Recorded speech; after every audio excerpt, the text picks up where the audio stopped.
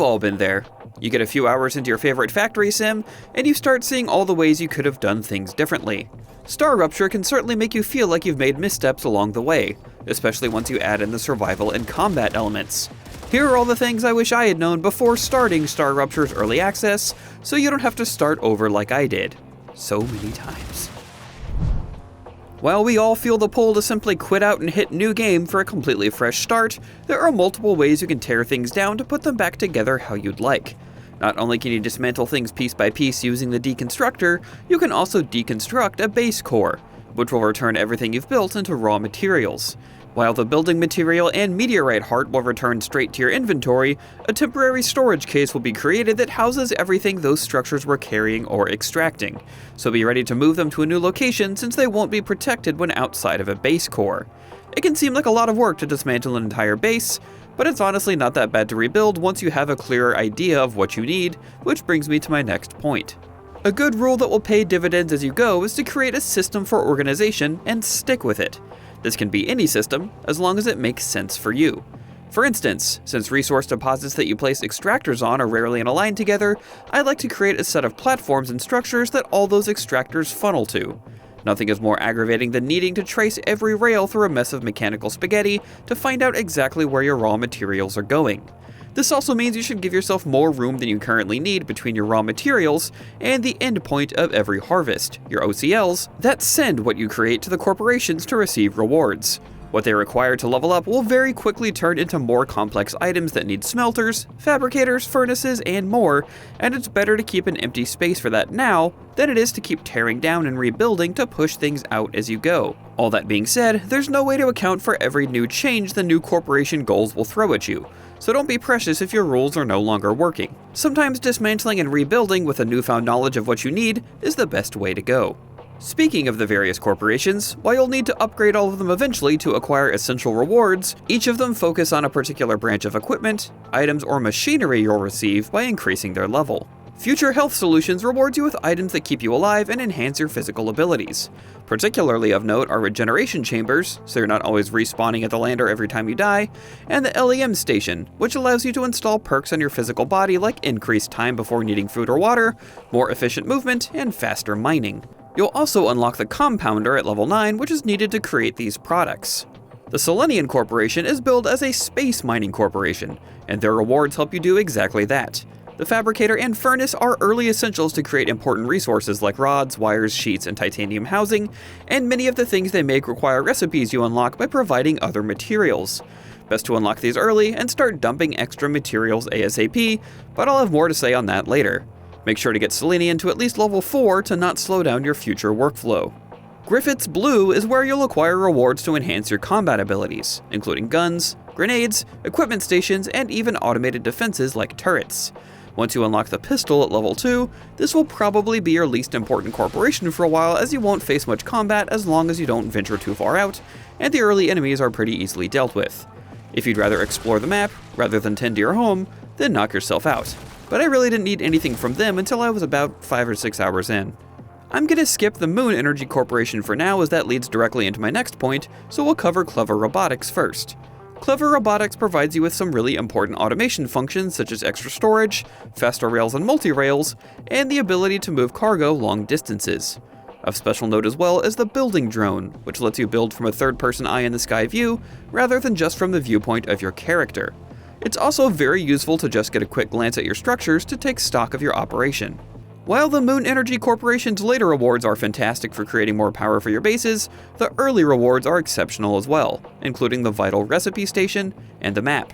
The map is self-explanatory, but the recipe station is essential to build early, as it unlocks so many more potential resources for your other structures to build, including important machine parts you'll need to build towards other rewards.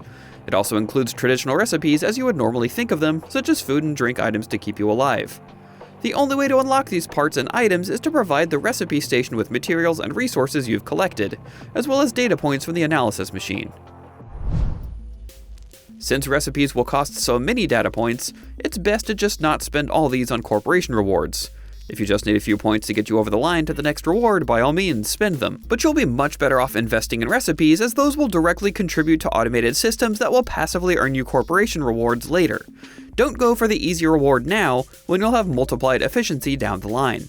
In that same vein, while storage is important, don't just let valuable resources sit there instead of working for you. Dump as many materials you no longer need into the recipe station as you can. When you're done sending away resources through the OCL to claim rewards, you'll often have an excess of them left over in your machines. Take those straight to the recipe station so you're not wasting time hunting them down later. And just like I mentioned creating a system for your structures earlier, do the same for your storage and keep like-minded items together. Do as I say, not as I do. I fail so you can succeed. I know anytime someone says to keep a journal, it's easy to immediately tune out, but I think it's a good idea to at least write down what your end goals currently are to achieve your next rewards. Just look at your corporate terminal's current recipes section and write down what you need to be sending out through your OCLs. Between extracting ore, using smelters, fabricators and furnaces, connecting everything by rails, providing power, and making sure everything is moving efficiently, it's very easy to forget what you're currently aiming towards accomplishing. Each corporation goal is a collection of a ton of tiny goals, so put something on paper or in a document to keep aiming towards, otherwise you'll end up spinning your wheels. Speaking of spinning your wheels, you'll need to get good at predicting, spotting, and solving bottlenecks in your automations, as one weak link can grind your progress to a halt. The first thing to look for are yellow lights on a machine, as that can usually indicate that something has halted, as opposed to blue when it's actively working. There could be a number of reasons for this, whether your OCLs have completed their current task, or one part of the assembly line is working at capacity. The best way to figure out what's causing the issue is to start at the end of the chain and work backwards until you find the culprit. If it's the OCL, you can select a new task if the current line of structures allows for it, and if the OCL isn't the problem, a machine may be reading as output full. This means they can't pass on what they've created fast enough to keep creating, and anytime something isn't being created, time is being wasted. A band-aid fix is to simply take the resource being created out of the machine so it can start producing the resource again, but you can also create storage depots to buy yourself some time to make more machines, and depots fit easily into existing workflows as they can also pass on what they're storing. Once they're full, give them somewhere else to go, or empty them out and see if that raw material is needed for a recipe. Once you start venturing out to discover more of the map, you'll come across old abandoned bases.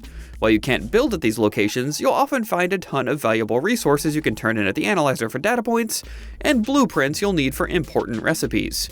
When you start exploring, these are the first places you should hit. Rupture's core is unstable. Head to safety immediately. In case you were wondering why it was called StarRupture, every 50 to 55 minutes or so, I timed it out but that may not be exact, you'll need to take cover from the giant exploding star that engulfs the entire planet.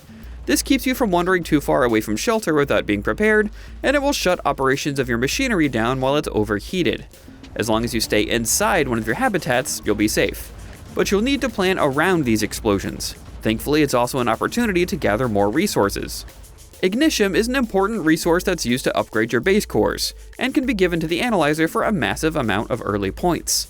Unfortunately, they can only be found immediately after a rupture, so prioritize finding these little flaming meteors as soon as you venture back outside, since your structures will spend some time cooling down anyway. While I've spent most of this time on building, there's a whole survival element to StarRupture we've barely touched on, because it's not as important during the early hours as long as you stay fed and hydrated. Polyfruit and hydropods can both be found in abundance, and any that you don't need to consume directly can be given to the recipe station to unlock better food and drink items. When the star ruptures, the world will take a few minutes to grow everything back. And while these resources won't appear in the exact same place, they'll still be pretty abundant. So a good rhythm to follow is to collect Ignitium in the immediate aftermath, and then your food and water resources once the vegetation returns. Also, ruptures tear away the covering from these caves. If you want to enter, you need to jump in after a rupture, and before the vegetation grows back. A cave? It's worth exploring. As mentioned earlier, you'll start to face more combat as you venture further into the map, and the vermin you encounter won't be too difficult at first. You can even use your mining laser to clear them out. However, if you plan on activating devices out in the wild like geoscanners, it will draw enemies to you in swarms. It's a good idea to have at least one actual gun and your grenade from Griffith's Blue, and your med tool from Future Health Solutions, and you should craft some extra ammo from the basic item printer. The vermin can flood in pretty quickly, and it's good to be prepared when you do finally start to engage more enemies. Also, build a regeneration chamber in your nearest habitat so if the worst happens, you won't be super far away from where you died. Well, if that seemed like a lot, it's because this game is a lot. It's also still in early access and is subject to change pretty quickly, so there's always more to learn. If you have tips you want to share in the comments, have at it. There's always new ways to optimize. And for everything else gaming, you're already in the right place. IGN.